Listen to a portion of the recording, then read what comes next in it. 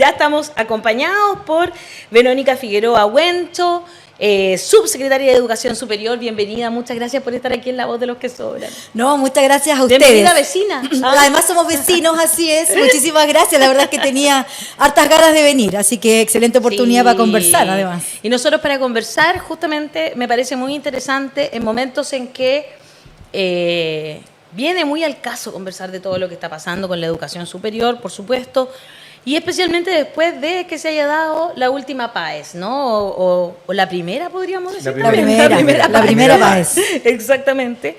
¿Y cuál es la...? Partamos el tiro por analizar justamente los resultados de esta prueba que mostró una vez más una brecha bien amplia, especialmente entre los colegios particulares y los colegios municipales, o más bien ahí se ha puesto el acento en los medios de comunicación.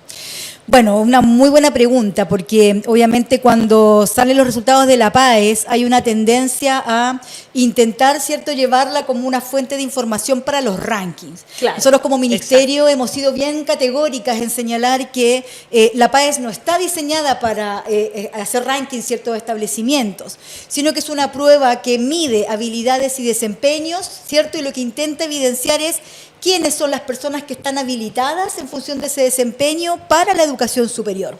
Y claro, obviamente la información que entrega siempre es interesante, sobre todo cuando la educación siempre está en el eje de la agenda. Y esta prueba PAES es en esta primera versión, ¿cierto? Veníamos con las pruebas de transición, la última prueba de hecho de transición fue en el invierno, y es una prueba que tiene muchas novedades y por eso también hemos llamado un poco a la cautela de cómo se utiliza o cómo se analiza la prueba, ¿no?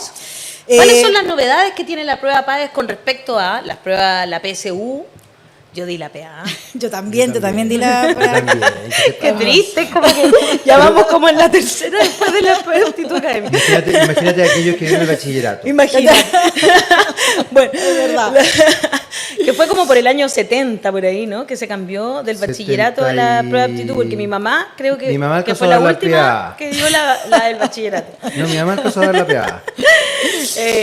Pero bueno, ¿cuáles son las novedades que tiene esta PAES con respecto a las anteriores? Varias. Yo creo que aquí lo primero también que tenemos que contextualizar, conversábamos, ¿cierto?, con algunos estudiantes y nos decían los cambios, en fin, siempre genera incertidumbre, pero aquí es importante entender que la decisión de cambiar el enfoque de la PAES viene de larga data, ¿no? Aquí, cuando uno mira, ¿cierto?, lo que ha sido la experiencia internacional, la tendencia internacional, las pruebas, ¿cierto?, buscan o debieran de buscar medir habilidades y desempeños, es decir, poner a quienes van a ingresar a la educación superior en situaciones de problematización, donde los contenidos, ¿cierto?, los conocimientos son un elemento que uno pone a disposición, pero también tiene que medir otras cosas cuando las personas problematizan en competencias lectoras, por ejemplo, matemática, en fin. Entonces, el primer cambio que trajo la PAES es el enfoque. Por primera vez transita, ¿cierto?, de medir solo contenidos a medir competencias. Para poder llevar adelante aquello, así es, lo segundo que hicimos fue comprender que cuando medimos competencias y habilidades, uno de los principales problemas donde había en esa problematización era en matemática, ¿no? La prueba de matemática lo que hacía era medir, ¿cierto?, un currículum que iba de séptimo básico a cuarto medio, y era una matemática muy intensiva, ¿cierto? Y que no necesariamente se ponía en los pies de la población que rinden esa prueba. No todas las carreras requieren una matemática intensiva. Claro. Entonces, la segunda novedad que trajo la prueba tuvimos dos pruebas de matemática, de competencia matemática. Una matemática 1, que medía contenidos de séptimo básico a segundo medio. Y eso es muy importante porque, obviamente, es un nivel de matemática menos intensiva, pero también son contenidos que se pasan en colegios, ya sea científico-humanistas o técnico-profesionales. Perfecto. Y equipara, por lo tanto, esas condiciones iniciales. Súper importante. Y una prueba de matemáticas 2, ¿cierto?, que es más intensiva y que piden hoy día alrededor de 476 carreras y que requieren, obviamente, conocimientos más específicos. Lo tercero, más bien, que trajo aparejado es que la escala de puntaje ya no podía ser la misma que teníamos en la prueba anterior. Lo que hacía el puntaje anterior, ustedes se acuerdan, iba de 150 a 850 puntos. Claro. Y lo que hacía lo que hacía en realidad la prueba, cuando uno rendía la prueba, tomaba esa escala de puntajes, normalizaba los puntajes y por lo tanto para esa versión lo que hacía era establecer proporciones de estudiantes en función de determinados puntajes. Y uno por lo tanto podía saber, ¿cierto?, en esa normalización, cuál era el lugar que tenía para poder postular a una carrera, pero no necesariamente evaluaba competencias o habilidades. Esa normalización más bien lo que favorecía era la posibilidad de conocer de mejor manera cómo yo podía postular a determinadas carreras. El cambio en la escala de puntaje hoy día de 100 a 1000 permite comparar habilidades y desempeños ya no solo entre una versión de una prueba, sino que vamos a poder hacer comparaciones entre distintas versiones de la PAES.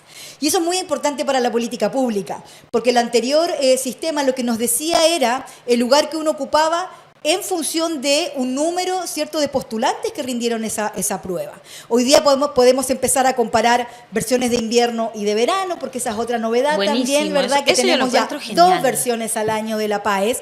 Y es más, los datos de la PAES también es bien interesante en eso, porque los resultados nos muestran que aquellos estudiantes que han rendido hasta 3 veces esta prueba tienen mejores puntajes que si lo hubiesen rendido 2 veces o una. Y eso da cuenta, obviamente, que la idea, ¿cierto?, de tener más pruebas al año no solamente descomprime, permite gestionar de mejor manera los estudios, sino también presenta a las y los estudiantes en mejores condiciones. Y además para postular. que de un año al otro, como que igual uno va perdiendo cierta... Yo me acuerdo que la di 2 veces la prueba de aptitud, como que uno va perdiendo cercanía con los contenidos, po. No está ahí tan cercano a todos los contenidos. Claro que sí, Claro. absolutamente. Eso pasa muy fuertemente. Subsecretaria, quiero tomar algunos de los puntos que acaba de decir. Primero, usted habla de los rankings. ¿Cómo comunicacionalmente se desarrolla el trabajo respecto a una sociedad que se construye en torno a rankings? O sea, ¿cómo le vamos a pedir a nuestros jóvenes que no funcionen con ranking cuando todo es ranking? Todo, absolutamente todo. La vida. Y siguen funcionando en torno a ranking. O sea, evidentemente, mi hija acaba de dar la PAES, le fue estupendo. En todo caso. Ay, ya, quería aprovechar de decirlo. Cuente, ¿cuánto Estupendo. sacó su hija? No, porque uno Sí. tiene que ser muy sobrio, pero le fue No, estupendo y queda donde pero queda. di la verdad.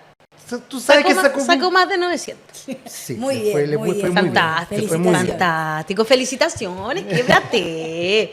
Ya, pero más allá de eso, finalmente igual es ranking. Entonces, ahí hay un trabajo que uno tiene que establecerlo desde cierta perspectiva. Después, la diferencia brutal que existe entre los colegios particulares y los colegios, yo sé que no competen necesariamente, pero sí se establece algo que uno tiene tiene que observar, porque finalmente el ranqueo entre los colegios públicos y los colegios privados es también fundamental de entender.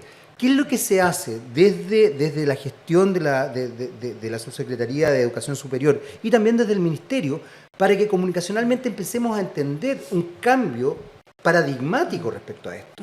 Porque en realidad a mí me parecen súper buenas las intenciones, me encanta. Yo hago clases en la universidad y efectivamente hoy día se está apelando profundamente a la posibilidad de repetir un trabajo, de establecer una cosa, de observar dónde están.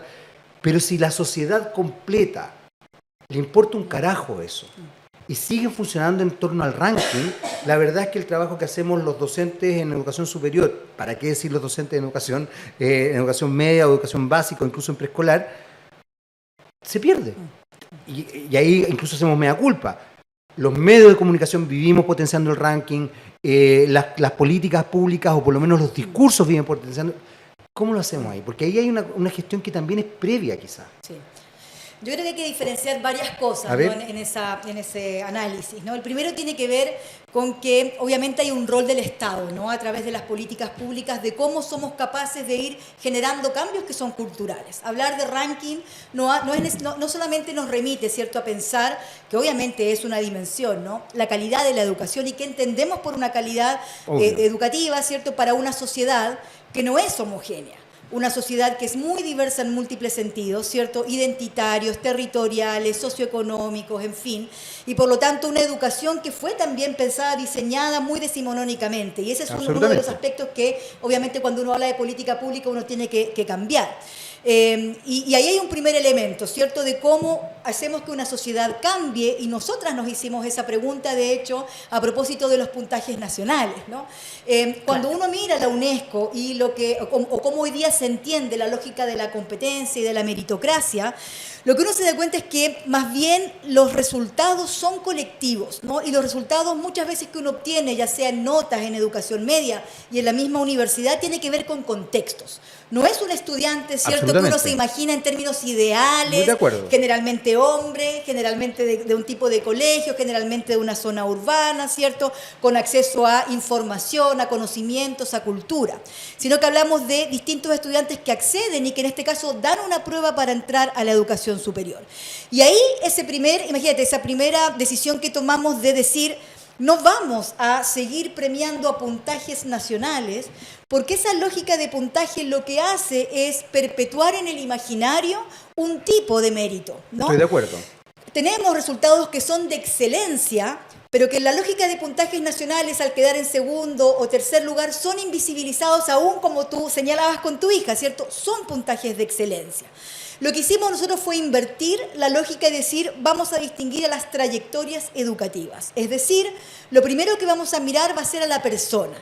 Este o esta estudiante, ¿cierto?, que quiere entrar a la educación superior, que viene de un pueblo indígena, que viene es una persona con discapacidad, que viene de cada uno de los territorios que habitan Chile. Una interseccionalidad. Exactamente. Es que ese concepto a mí me encanta, ¿cierto? A propósito de, o que vienen, ¿cierto?, de distintos establecimientos o con criterios de paridad. Nosotros tomamos la paridad como un eje y luego tomamos a los puntajes más altos en cada una de las pruebas para estas categorías.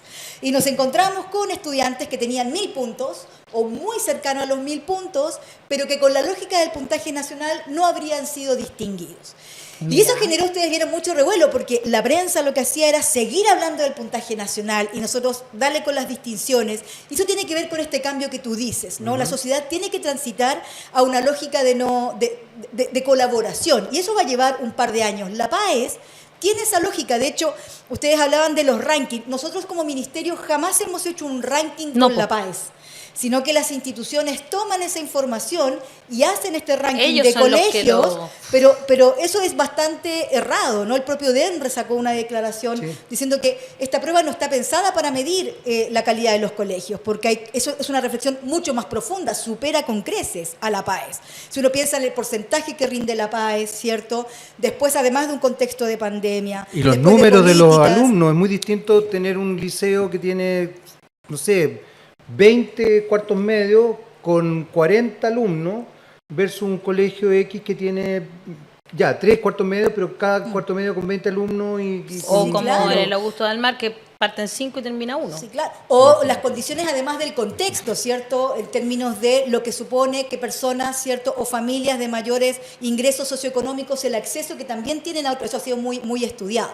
Es más, una cifra que me parece el nivel educacional de los padres, ¿no? también. También, de colegios, en esta versión de la PAES, de colegios privados, particulares pagados, fueron alrededor de 27.440 estudiantes, versus de municipales 72.544, ¿cierto? Absoluta. De particulares subvencionados 131.000. Hay ahí una dimensión, claro. Entonces, por eso nosotros decimos, metodológicamente hay que ser muy cuidadosos con la PAES, claro, ¿no? Y extremarla a ese debate que es mucho más profundo y mucho más complejo, ¿cierto? Es más, nosotros hicimos un primer análisis, estamos trabajando en los datos, porque tampoco queremos ser apresuradas en ese análisis, estamos trabajando ya en los datos y mirando, claro, cómo se comportó esta PAES, por ejemplo, en términos de brechas entre hombres y mujeres, por ejemplo, entre las distintas pruebas, y lo que nos vamos dando cuenta es que, claro, todavía hay brechas que son importantes y que tenemos que seguir avanzando en subsanar, y la PAES es un indicador o un medio a lo mejor de información que hay que leerlo en conjunto con otras pruebas, claro, u otros sistemas de medición.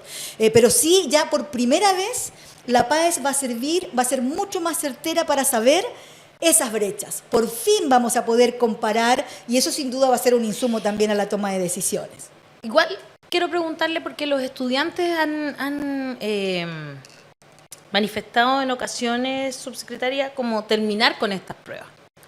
Y hacer, por ejemplo, de repente, que se ha hablado mucho, no sé, un par de años de bachillerato, y de acuerdo a esos años ver que y cada carrera que haga su propia prueba, digamos, como viendo esas habilidades que son compatibles con cada carrera. Yo a veces me preguntaba, yo debo confesarlo, cuando entré a estudiar periodismo, ¿por qué alguien que no escribía bien entraba a estudiar periodismo? Eso era mi punto de vista. Ahora, claro, el periodismo se ha ampliado un montón y hay un montón de formas de hacer periodismo que no son necesariamente escribir.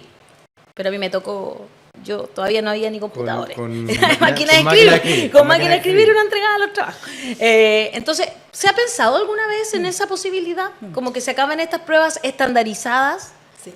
Recordemos que el sistema único de acceso ha sido una gran innovación de los últimos años, ¿no? Porque el nivel de dispersión que existía anteriormente, a propósito de lo que tú señalabas, ¿cierto? Dejar en manos de cada institución los criterios con los cuales van a admitir, no permite una movilidad, no permite criterios muchas veces de justicia y equidad, y cuando se crea este sistema único de acceso en el que hoy día participan 45 universidades, porque recordemos que el acceso a la educación superior es bien diverso, ¿cierto? Claro. O sea, si partimos de hecho de la base de que hoy día en el sistema de educación superior tenemos universidades que piden PAES, pero tenemos universidades o tenemos institutos profesionales, centros de formación técnica que no piden rendir la PAES, o tenemos, por ejemplo, instituciones que tienen sistemas de acceso prioritarios o específicos que buscan mayor equidad para personas con discapacidad, mujeres en carreras STEM, ciertos pueblos indígenas, en fin.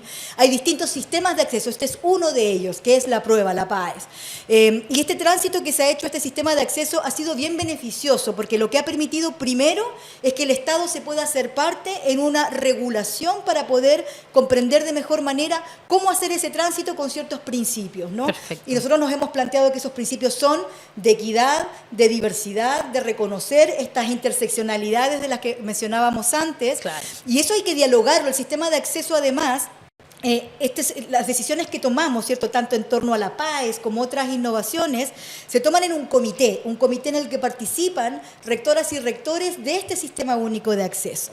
Y eso ayuda también, ¿cierto?, algo que señalaban recién, cómo la academia también se pone al servicio de las decisiones de política pública, cómo logramos tomar decisiones, ¿cierto?, que piensen. Nosotros como subsecretaría, nuestro rol es pensar en todo el sistema y favorecer que haya más estudiantes, ¿cierto?, que puedan acceder a la educación superior. Sí. Un dato bien interesante a propósito de la PAES es que para poder postular, ¿cierto?, a través de este sistema único de acceso, las y los estudiantes tienen que estar habilitados. Y eso supone tener más de 458 puntos, claro, o estar en el 10% mayor de su ranking de su establecimiento, de las notas de su generación, del 10% mayor de las notas de su generación. Y claro, y ese dato es bien interesante porque esta prueba PAES por primera vez amplió el número de posibilidades de postulantes habilitados a la educación superior. Y hoy día tenemos un 35% más que lo que teníamos en el año 2021 que pueden optar a estas carreras. Y eso obviamente también pone a las universidades con quienes estamos permanentemente dialogando en cómo también ponen sus procesos, ¿cierto?, de acompañamiento, porque no nos interesa solo que accedan, nos interesa que terminen sus carreras, ¿cierto? Claro, que asegurar la trayectoria formativa. Y eso requiere también un trabajo de mucha alianza con las instituciones de educación superior, becas, beneficios, pero también sistemas de tutoría, sistemas de acompañamiento, ¿cierto?, que siempre son cruciales. Yo siempre digo también, cuando como que se trata de como estandarizar mucho, ¿no? Y alguien dice, no, pero yo también, no sé, salí de un liceo con número y me saqué la mugre y terminé la carrera. Bueno, a lo mejor tú tenías una mamá que te tenía... Claro, en invierno una casa calentita para que pudieras estudiar hasta la hora del Rey Perico, como uno estudia en la universidad, comida caliente también, en verano, no sé, pues te ayuda también a levantarte, que te motiva, que te dice que te va a ir bien, y otras personas no. Claro, no sé, son tantas y tan múltiples las situaciones, ¿no?, que hacen que las cosas funcionen o no, digamos, ¿no? Sí. Eso es como súper injusto. Además, ¿no? Y solamente agregar a eso, ¿no?, de lo que decían de las universidades. Nosotros hemos puesto un eje muy importante también, entre otras cosas, en la salud mental. Y entender que vienen los jóvenes pidiéndolo hace mucho. O sea, y más después de una pandemia, ¿cierto? Exacto. Y con los ritmos que muchas veces tienen las universidades, a las que también se tienen que acreditar bajo ciertos estándares, que están sometidas a ciertas exigencias, y muchas veces se deshumaniza un poco, ¿no?, ese acompañamiento, la formación. ¿Cómo están trabajando la multifactorialidad en relación a ese tipo de cosas? Porque efectivamente efectivamente, claro, una cosa es la intención de mejorar la salud mental y otra cosa son las exigencias que se le hacen a las instituciones para que tengan la posibilidad de estar habilitadas, digamos, para ejercer su rol. Y eso es bien complicado, Sí. porque de pronto a las instituciones se les piden ciertos niveles de exigencia y efectivamente esos niveles de exigencia se traducen en el trabajo que tenemos que desarrollar algunos docentes y eso también se traduce en la exigencia que uno le hace a los alumnos, que están evidentemente muchas veces cargados o sobrecargados. Y por otro lado está la calidad de los profesionales que uno espera que salgan también de las universidades, que por lo menos en ciertas áreas son bastante deficientes. Sí. Entonces es una situación bien compleja. Eso por un lado. Por otro lado, el ingreso a las universidades, que es un tema que yo creo que es bien importante. Usted mencionaba, su secretaria, varios ítems que me parece que son fundamentales de considerar. El sesgo de género, efectivamente la posibilidad de darle cabida a personas que tienen, qué sé yo, algún tipo de hándicap X, Y o Z, o que pertenecen a, qué sé yo, pueblos originarios. Súper bien eso. Pero ¿qué es lo que pasa cuando, nuevamente, vuelvo un poco quizás a la pregunta anterior, cuando todos establecen la idea del ranking y cuando en definitiva yo por hacer un sesgo de género o por justificar eso o por darle cabida a una persona de un pueblo originario, estoy dejando de lado a una persona X que tuvo efectivamente un mejor puntaje? Por ejemplo, ¿eso está considerado, se piensa realmente? Porque finalmente esto puede terminar siendo una bomba que te explote en la cara. Sí.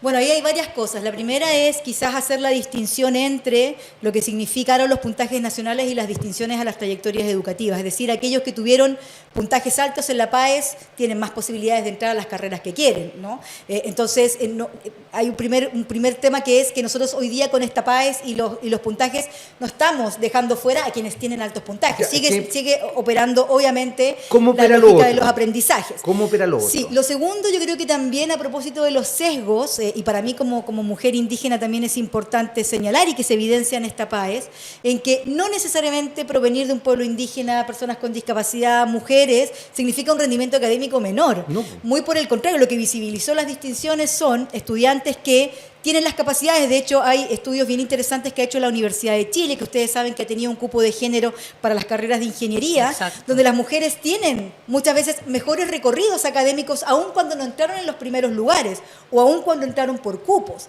Entonces también esto hable de alguna manera la discusión en torno a los cupos y la importancia Porque hay de una disciplina que haya también cierto pruebas de acceso, pero que también las instituciones se abran a cupos en distintas que uno podría analizar, ¿cierto?, para favorecer que haya estudiantes, porque en el fondo lo que nos interesa en la educación superior son futuros ciudadanos o ciudadanas que van a ejercer roles, ¿cierto?, de liderazgo, de decisión, que tienen que tomarlos no solamente sabiendo cierto contenidos, sino también hay que formar una forma de entender la sociedad. Y ese es un desafío. El tercer desafío, yo diría, de educación superior es: las instituciones de educación superior son autónomas, a diferencia de lo que ocurre en los niveles parvulario y medio. Sí. Y eso supone que las instituciones tienen, la ley lo asegura, la ley 21.091, les asegura que tienen la libertad para definir sus proyectos académicos, son autónomos en lo académico, en lo administrativo y en lo financiero. Y claro, ahí está, bueno, cómo nosotros podemos intencionar que las instituciones se muevan en una determinada línea, darles certezas para que avancen en materias de equidad, en materias de, lo que decían ustedes, de calidad, una calidad entendida de manera transversal. Nosotros hemos utilizado varias estrategias. La primera, la más, yo diría, el nudo crítico, que es el financiamiento. Obviamente el sistema de financiamiento de la educación superior es un sistema de mercado, es un sistema que descansa y de manera importante en los aranceles regulados, en los aranceles más bien. Nosotros hoy día estamos avanzando en una lógica de aranceles regulados de acuerdo a lo que establece la gratuidad.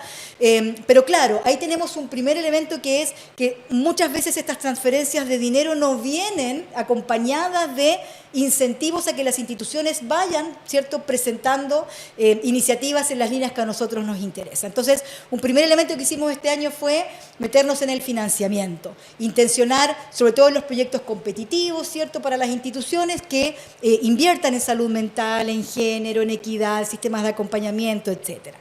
Lo segundo es hacer uso de la institucionalidad de educación superior.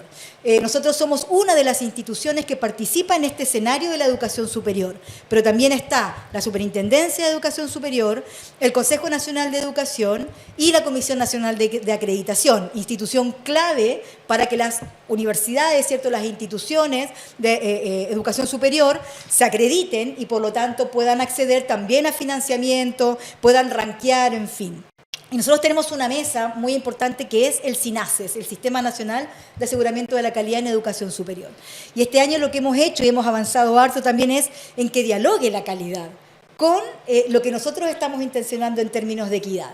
Porque ustedes lo decían, ¿cierto? Si seguimos con que las instituciones solo piensen en el paper, en la publicación, en los indicadores, ¿cierto?, que les permiten competir en términos internacionales, pero no somos capaces de ir transformando las lógicas de acreditación o de calidad, vamos a ir generando brechas entre el sistema y las instituciones. Hoy día, por ejemplo, en calidad, uno de los criterios que van a entrar el próximo año a regir es género. Y ahí hay una forma en la que desde el sistema intencionamos que las instituciones inviertan, por ejemplo, en género. Entra, o ya está en vigencia, la ley 21.369 que busca erradicar el acoso sexual, la violencia y la discriminación, ¿cierto?, razón de género de las instituciones de educación superior. Bueno, pero eso no es suficiente. Hay que hacer que tengan indicadores, meter interculturalidad, meter también temas, como decíamos, de justicia educativa. Entonces, la educación superior... Derechos humanos. Absolutamente, uno podría hacerla o intencionar esta transformación, y es lo que nosotros anhelamos, ¿no? Poner estos temas en la agenda. Sabemos que probablemente no vamos a terminar con esto en nuestro gobierno, pero sí dejar instalados esos pilares y esos principios, ¿cierto?, para ir generando estas transformaciones. Hay algunas preguntas que se me quedaron y muchas preguntas del público también. Hay mucho interés por este tema, subsecretaria, porque, bueno, la educación superior es la última etapa, pero nosotros tenemos muchos educadores y educadoras en y asistentes de la educación, claro, etcétera, y también mucha gente que entiende lo importante que es la educación para hacer un mejor país. Así que la dejamos invitada al tiro para por lo menos un par de semanas más y seguir analizando, ¿le parece? Yo encantadísima, porque además, como dicen, somos vecinos, así que sí, encantadas de venir, por supuesto. Genial.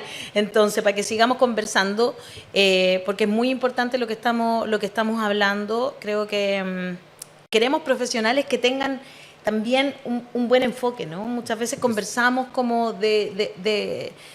por ejemplo, yo voy a referirme a mi profesión. ¿Cómo sería el periodismo si todos los periodistas y los periodistas entendieran que hay que tener un enfoque de derechos humanos, por ejemplo? O el valor de la verdad y de las democracias hoy en día.